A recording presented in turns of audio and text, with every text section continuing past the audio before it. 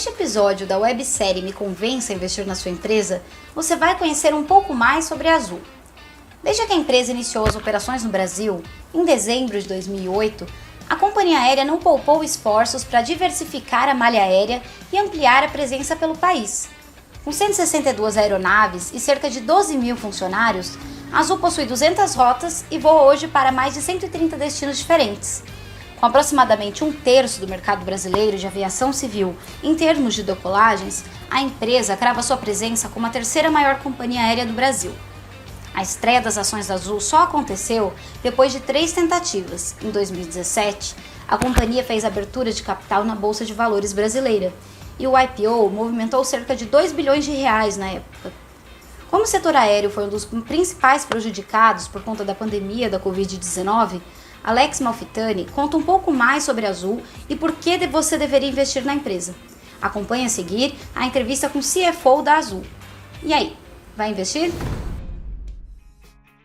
Alex, quais são as maiores oportunidades que o seu setor oferece? São várias. Primeiro, tem um potencial muito grande de aumento da penetração do transporte aéreo no Brasil. Tá? O brasileiro voa muito pouco ainda.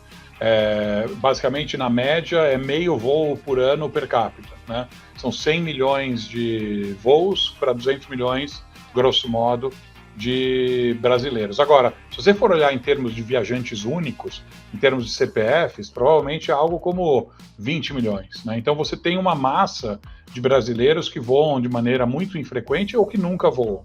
Né? E esse potencial vai ser materializado ao longo do tempo. Quanto tempo vai demorar, difícil de dizer, mas é um número que já melhorou bastante. Antigamente era 0,3 voos por ano per capita, quando a gente começou a Azul. Hoje já são 0,5. E assim, desde que a gente começou a Azul, que foi em 2008, a atividade econômica, o país, infelizmente, não cresceu tanto assim. E apesar do país não ter crescido tanto assim, o mercado de transporte aéreo cresceu muito e tem muito mais para crescer. Se você comparar com os Estados Unidos, por exemplo, são 3 voos per capita por ano. Né? A gente não vai chegar no nível dos Estados Unidos tão cedo, talvez na minha vida a gente não chegue lá, mas a gente não precisa chegar lá. O chileno voa quase uma vez por ano, o argentino, o colombiano, o mexicano, que são países mais comparáveis com a realidade brasileira. Então, a gente acredita que a gente vai continuar aumentando a penetração do transporte aéreo. Isso é um potencial muito grande para as companhias aéreas no Brasil. Né? Além disso, tem a retomada da própria pandemia. Né? A gente teve uma retomada muito significativa desde do pior momento aí da pandemia, mas a gente ainda não teve uma retomada plena. Né? Então também tem essa oportunidade. A gente ainda vai utilizar mais a nossa frota. Né? Com isso a gente vai conseguir ter uma alavancagem operacional. Quer dizer o quê? Que eu vou conseguir aumentar a minha capacidade, o número de assentos ofertados, sem aumentar muito o meu custo, porque tem muita coisa que eu já estou pagando e não estou gerando assentos, porque eu não estou usando a minha frota de maneira plena. E aí tem assuntos mais específicos da Azul. Né? Então a Azul tem um potencial, a gente está muito mais exposto ao Brasil que cresce. A gente voa para 130 destinos no Brasil, enquanto que a concorrência voa para menos da metade. E esses destinos que a gente serve no Brasil são destinos que crescem mais do que a média do Brasil, onde a demanda, onde o potencial do mercado é muito maior. Além disso, a gente tem uma área de cargas que está desempenhando muito além do que seria, vamos dizer, a nossa fatia natural do mercado, e continua também com um potencial de crescimento muito bom. E a gente tem uma transformação de frota que a gente começou lá atrás, teve que suspender temporariamente durante a pandemia, mas onde eu estou substituindo aviões de velha geração por aviões de nova geração. Quando eu faço isso, o custo unitário desse avião cai muito, né? Então eu consigo gerar mais assentos por um custo mais baixo, eu também consigo reduzir o meu impacto ambiental e a minha pegada de carbono, e eu consigo até reduzir tarifa, para estimular o tráfego e, de novo, voltando ao começo da resposta, né, poder aumentar a penetração do transporte aéreo no Brasil, porque à medida que a gente puder oferecer tarifas mais competitivas, mais baixas, vai ter mais brasileiro voando. Né? Então, são várias fontes de crescimento e de expansão de margem que a gente tem aí no nosso horizonte. Quais são os maiores problemas que uma empresa do setor aéreo enfrenta? Normalmente são os fatores que estão fora do nosso controle, né? E numa companhia aérea, né, o setor aéreo é um setor desafiador, é importante, né? Todo mundo que considera investir no setor aéreo ter consciência disso. Tem muita volatilidade, e essa volatilidade vem do fato de que a gente tem exposição a preço de commodities, porque o nosso maior custo é o combustível, né? Então, à medida que o preço do petróleo oscila, isso afeta o preço do combustível de aviação, e ele é precificado em dólar, então a gente também tem exposição ao câmbio. Além disso, o custo das aeronaves é em dólar, parte da manutenção é em dólar, então a gente tem uma exposição cambial que acaba trazendo uma volatilidade significativa, né? É algo que impacta mais no curto prazo do que no longo, porque a Azul foi fundada quando o dólar estava a 1,58, né? Talvez tem gente que nem lembra do câmbio a 1,58, mas quando a gente abriu a empresa, quando a gente fundou a empresa, o câmbio estava a 1,58. Então, se você falasse, com câmbio a 1,58, e se eu tivesse uma bola de cristal, soubesse que o dólar ia para 5,60, você fala, não tem como essa empresa dar certo. E a empresa deu muito certo, apesar de toda essa desvalorização cambial que aconteceu, porque a gente conseguiu expandir, a gente conseguiu buscar novos mercados, a gente conseguiu ganhar eficiência, né? Então, assim, é algo que atrapalha principalmente no curto prazo, mas não tanto no médio e no longo. Mas é uma das grandes fontes de incerteza para o nosso resultado no curto prazo e também para a valorização das ações. E quais os grandes diferenciais da Azul em relação à concorrência? Eu acho que dá para você agrupar os nossos diferenciais em dois grandes temas, tá? Um é a experiência do cliente e outra é a nossa distribuição geográfica. A experiência do cliente, né, eu sei que eu sou parcial, né, por ser um dos cofundadores e trabalhar na Azul, mas a gente tem muitos dados para embasar essa afirmação de que a gente oferece uma experiência para o cliente que é superior à da concorrência, né? A gente mede a satisfação do cliente por uma métrica que a gente chama de NPS. O nosso NPS é consistentemente mais alto do que o NPS da concorrência, também mede a satisfação do cliente dele usando a mesma métrica. A gente foi eleito pelos usuários do TripAdvisor como a melhor companhia aérea do mundo, e esse é um prêmio que a gente tem muito orgulho, porque é um prêmio muito cobiçado, muito almejado pela indústria de turismo e viagens, porque é a voz do cliente, né? Então é o cliente indo lá e dando um apoio e endossando o nosso serviço e a nossa experiência. E também quando você olha, né, nos dados da ANAC, do consumidor.gov, do Reclame Aqui, todos esses dados mostram consistentemente a Azul entregando uma experiência superior para o cliente. Isso quer dizer que a empresa tem um produto e um serviço que agrada ao consumidor e pelo qual o consumidor está disposto a pagar, né? E a distribuição geográfica é muito importante porque, nesse aspecto, o setor de aviação é quase como o setor imobiliário. A sua localização importa. Se você está num mercado, se você é dono de um mercado que é ruim, que não tem demanda, que não tem valor, você não vai conseguir gerar muito retorno. Agora, se você é dono de um mercado que é altamente atraente, onde tem muita demanda, onde a demanda cresce muito, você com certeza vai conseguir gerar valor ao longo do tempo. E é o nosso caso. A gente está em 130 destinos no Brasil, enquanto que a concorrência está em algo ao redor de 50, né, um número muito menor do que o nosso. Então, com isso, a gente acaba estando sozinhos em 70% a 80% dos mercados que a gente serve, né? A gente é a única companhia aérea. E aí, em uma outra parcela grande dos nossos mercados, algo como 10%, a gente é a companhia aérea mais relevante, que mais oferece serviços e assentos para o cliente. E isso é sustentável, é algo que já acontece há muitos anos, onde a nossa distribuição e a nossa concentração só tem aumentado, né?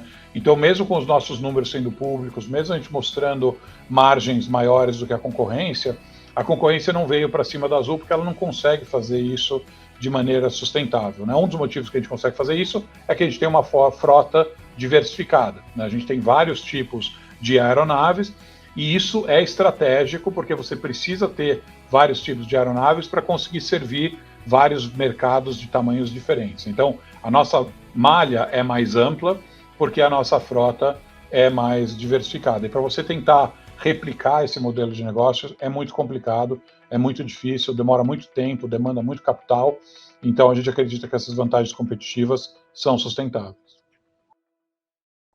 E quais eventos extraordinários vocês estão expostos, tanto de riscos para um eventual prejuízo, como de ganhos para um lucro além do operacional? A gente falou da exposição a dólar e petróleo, né? Então isso é algo que oscila muito, é volátil, e isso acaba tendo um impacto, principalmente no curto prazo, né, para nós. Aí quando você olha uma indústria, normalmente você tem que olhar para os concorrentes ou para os substitutos. A gente já falou do concorrente, né? O concorrente acaba não conseguindo competir exatamente com a gente, porque eles têm uma malha diferente da nossa, né? Então, se o concorrente nem opera na cidade onde eu opero, ele não consegue competir pelo meu cliente, né? Então, você tem que olhar também a parte de tecnologia, que na pandemia ficou claro que a gente compete também com a videoconferência, né? Então, a gente compete com a não viagem, né? Para o nosso cliente viajar, ele tem que achar que a viagem vale a pena, vai valer o custo, vai valer o trabalho, o deslocamento, o tempo, né? E a tecnologia acaba servindo como um substituto. Não é um substituto perfeito, né? Porque nada substitui a reunião presencial. A reunião presencial, sem dúvida, tem mais qualidade, tem mais conteúdo, né? Tem mais valor, mas ela tem um custo, que às vezes a videoconferência não tem, né? Então a gente monitora muito, acho que na pandemia, durante um momento curto, teve gente até achando que a tecnologia, a videoconferência substitui as viagens de maneira permanente, né? A gente viu que o ser humano é um animal social, então ele quer interagir, ele quer ter contato com outras pessoas, então a gente vê hoje que a indústria vai sobreviver e vai permanecer, mas existe esse cálculo, né, na cabeça de todos os nossos investidores, todos os nossos clientes, né, na cabeça de todos os nossos clientes tem esse cálculo de se a viagem que vale, porque a viagem tem valor, se ela vale a pena, se ela vale o custo, se ela vale o tempo, se ela vale o trabalho de ter o deslocamento, né? Então, e aí fora isso, o que a gente realmente acredita ter de grande oportunidade no mercado de aviação como um todo é a consolidação. Quando você olha o número de empresas aéreas que existem no mundo e você olha na cadeia de valor da aviação, quantos players existem 3 ou 4 fabricantes de aeronaves, só que existem centenas, se não milhares de companhias aéreas, né? Em termos de fornecedores de combustível, fornecedoras de motor, também está falando num número muito pequeno, algo que você conta, né, nas mãos, em número de empresas que operam nesse setor. De novo, conta centenas ou milhares de companhias aéreas. Então, uma tendência de longo prazo que deve existir na aviação global é uma consolidação, porque o próprio cliente busca isso, né? Por que ele pode ter a mesma experiência em qualquer hotel Hilton do mundo, né? Ele sabe o que esperar quando ele vai num Hilton, ele sabe o que esperar quando ele vai num McDonald's, mas ele tem que lidar com companhias aéreas que não são globalizadas, né? Então a gente acredita que isso é uma tendência de longo prazo, não dá para dizer quanto tempo, não vai dar para dizer quando que isso vai acontecer. Agora, o Brasil já deu um passo grande nessa direção, porque o Brasil já não tem barreiras de entrada para investidores estrangeiros, né? E a gente acredita que isso daí né, o Brasil está à frente desse movimento. Você ter barreiras de entrada a capital estrangeiro na aviação é um anacronismo, isso deve cair ao longo do tempo, e com isso deve surgir oportunidade para consolidação global na indústria do transporte aéreo.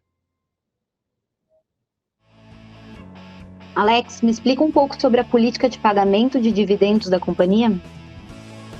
O setor é capital intensivo, né, e a gente demanda muito capital, especialmente quando a gente está crescendo, né? Então, a gente nunca pagou dividendos e o dividendo não é algo que a gente promete para o investidor que quer investir em Azul. Principalmente no momento que a gente está hoje, a gente está num momento onde, por causa da pandemia, eu tive que fazer uma postergação de pagamentos para vários dos meus parceiros, tive que ir a mercado e emitir novas dívidas. Com isso, a alavancagem da empresa aumentou.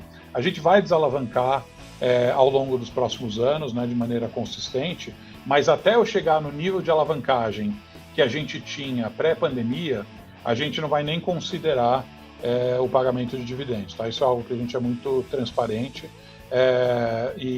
mas porque o setor demanda capital e a gente acredita que a melhor utilização para o capital que a gente está gerando, para o caixa que a gente está gerando, a gente sempre tem uma geração de caixa operacional robusta, a não ser na pandemia, né, mas em toda a nossa história, a gente sempre foi uma empresa com geração de caixa operacional acima da média, mas a gente usa essa geração de caixa para reinvestir no negócio, para desalavancar o nosso negócio e até a gente chegar a níveis de alavancagem semelhantes ao que a gente tinha pré-pandemia, a gente não vai pagar dividendo. Também não quer dizer que a gente vai pagar dividendo quando chegar nesse nível de alavancagem, mas o que a gente pode garantir é que a gente não vai pagar dividendos até a gente chegar nesse nível de alavancagem que a gente tinha pré-pandemia.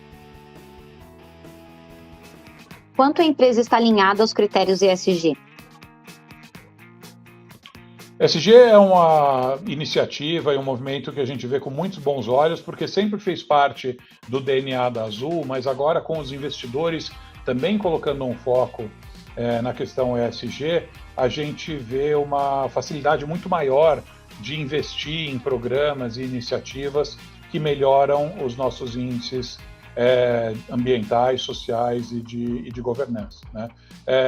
A Azul, por exemplo, na parte de governança, a gente foi fundado pelo David Newman, né, que é o nosso acionista controlador, é um empreendedor em série do setor aéreo mundial, sempre teve muito sucesso com as companhias aéreas dele, e é isso que ele gosta de fazer, e é isso que ele sabe fazer, né? Então, é muito importante a reputação dele como empreendedor e como acionista controlador, para ele poder continuar sempre fazendo isso que ele gosta e sabe fazer, que é começar companhias aéreas. Ele começou agora uma nova, a 5ª companhia aérea que ele fundou, que é a Breeze, nos Estados Unidos.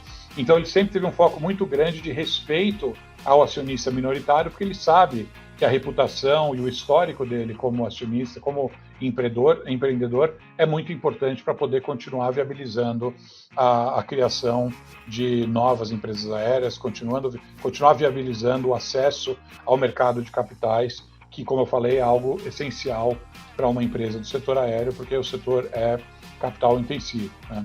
A gente sempre teve um foco ambiental muito grande, a gente está à frente da indústria em termos de renovação de frota, que é aquilo que eu falei, que traz um grande potencial não só de redução de custo, mas também de redução de impacto ambiental da empresa, né? A gente vai terminar a nossa transformação de frota e ter uma frota 100% de nova geração anos à frente da concorrência, e com isso a gente vai estar com uma eficiência operacional e ambiental muito maior do que a concorrência. E a gente recentemente celebrou uma parceria com a Lilium, que é uma operadora de eVTOL, né, que são aqueles aviões elétricos, né, e isso também vai ajudar a gente a reduzir o nosso impacto ambiental. Então, tem uma série de iniciativas que a gente está perseguindo justamente para reduzir o nosso impacto e entregar uma neutralidade de carbono à frente da indústria. A indústria prometeu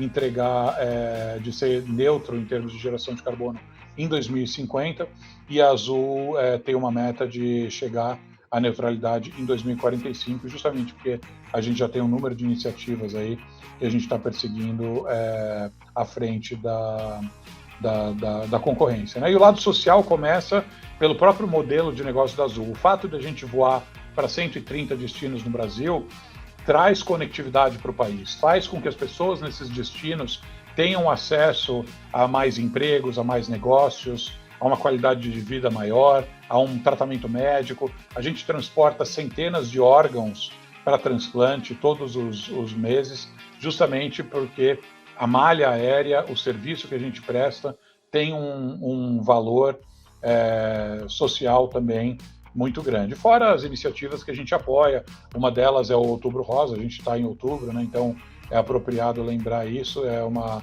iniciativa que a gente apoia há anos, é uma causa que já está bem vinculada ao nome da Azul. A gente tem uma série de aeronaves pintadas de rosa justamente para trazer essa conscientização, né, da importância do acompanhamento médico e do exame né, para fazer um diagnóstico o mais cedo possível, porque aí isso pode trazer uma chance de cura, né, do câncer de mama muito maior do que se você demorar para fazer esse diagnóstico, né? Então, isso também, esse lado social é super importante. Agora, como eu falei, isso já fazia parte do nosso histórico, mas é bacana a gente ter um investidor também nos cobrando isso, porque aí fica muito mais fácil da gente perseguir, né? Acho que aquela visão que a gente tinha de que a empresa tem que dar lucro e só é uma visão arcaica, né? A empresa, para ser sustentável, ela tem que, obviamente, dar lucro, mas ela também tem que ter um impacto positivo na questão ESG. E como, né, cofundador da empresa, junto com os meus colegas, todos os membros do comitê executivo da Azul são cofundadores da Azul, e a nossa grande ambição é que a Azul seja uma empresa que dure para sempre. E para durar para sempre, você tem que ser sustentável e tem que ter um foco muito grande nas questões ESG. Qual foi a pior coisa que falaram ou já escreveram sobre a Azul e por quê? Difícil. A gente está tão acostumado, modéstia à parte, né? Uma das coisas que é gostosa de trabalhar na Azul é que as pessoas gostam da Azul, né? A gente tem um hábito, quando a gente voa, agora na pandemia a gente teve que suspender, né? Mas normalmente a gente vai lá na frente da aeronave, pega o microfone, se apresenta e depois a gente passa de fileira em fileira conversando com os clientes e pegando feedback.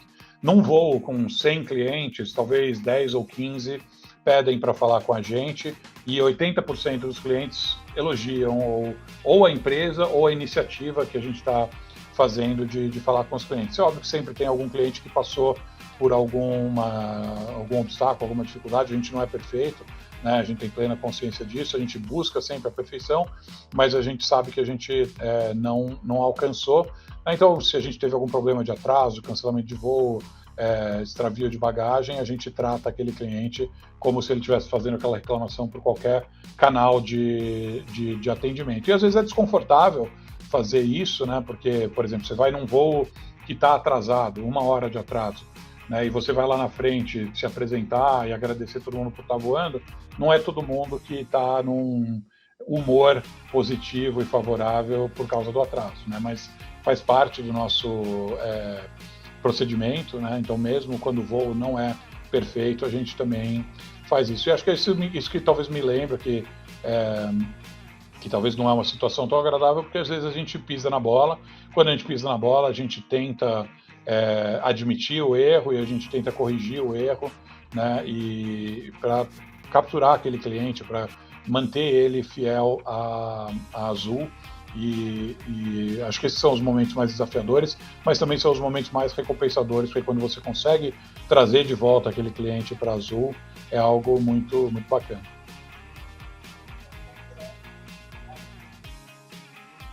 Bom, vamos lá, Alex. Chegamos aqui na pergunta surpresa. Entre pergunta A e B, qual você escolhe? Tá bom. Sem saber qual é, bom, eu gosto de A, né? A de Alex. Vou com A.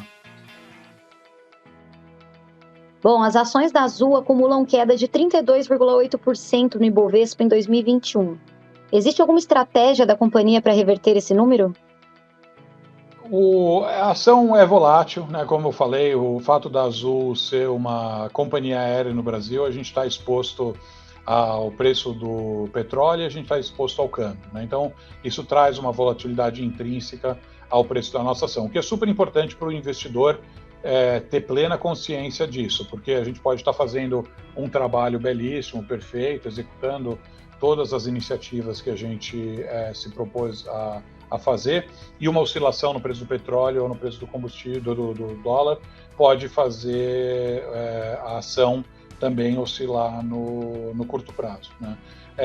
Mas, então, uma das maneiras de você mitigar e gerenciar isso é ter um horizonte de investimento de longo prazo. Então a gente não se preocupa muito com o que acontece com a ação no curto ou no longo prazo. O que a gente sabe é que a gente fazendo um bom trabalho, executando o plano estratégico da Azul,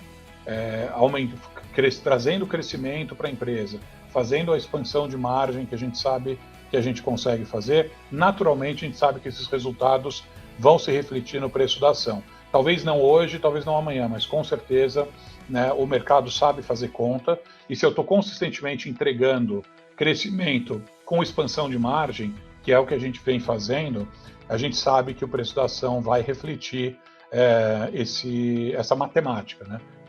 Isso é uma matemática pura, e você que sendo uma empresa que cresce e que consegue expandir margem, ou seja, a gente conseguindo aumentar a nossa rentabilidade, a gente sabe que o preço da ação vai refletir isso. Mas a gente tem muita preocupação em comunicar isso para o investidor, de que o investidor tem que conhecer muito bem qual é o apetite a risco e qual que é o horizonte de investimento para ele, né? O investidor que está querendo investir em ação hoje para ganhar dinheiro amanhã, não é só de Azul, é qualquer empresa, ele pode ter uma decepção muito grande, né? Justamente porque a ação é um investimento de renda variável. Agora, a gente já viu a ação da Azul a 60 antes da pandemia, a gente já viu a ação da Azul abaixo de 10 durante a pandemia, depois a gente viu a ação da Azul acima de 40, né? Então, assim, é importante da gente manter o pé no chão. Eu sei qual é o valor da Azul, eu sei calcular e modelar o que a gente vai gerar de resultado ao longo dos próximos anos, então eu sei qual que é o preço justo de Azul, e eu acho que cada investidor também tem que chegar a essa conclusão de qual que é o preço justo de Azul, e quando o preço de Azul estiver abaixo do preço justo, é uma ótima oportunidade de entrar, né, e de comprar e, né, receber os benefícios de longo prazo que o investimento em Azul a gente acredita que vai trazer. Mas, de novo, acho que é muito importante para o investidor ter esse autoconhecimento de quanta volatilidade ele consegue tolerar e em quanto tempo ele está buscando um retorno no investimento em ações, não só de Azul, mas em qualquer investimento de renda variável. E com o que está acontecendo no Brasil hoje em dia, até a renda fixa ficou variável, né? Então, quem investiu em títulos de renda fixa, quem investiu em títulos indexados à inflação, viu o preço dos títulos de renda fixa também caírem, né? Então, é importante, o investidor que talvez falou, estou investindo em renda fixa e achou que nunca ia poder perder dinheiro, talvez se decepcionou ou se surpreendeu com o que aconteceu com a volatilidade de mercado. Então, o mais importante é o entendimento do ativo que você está considerando comprar, independente de qual ativo que ele seja.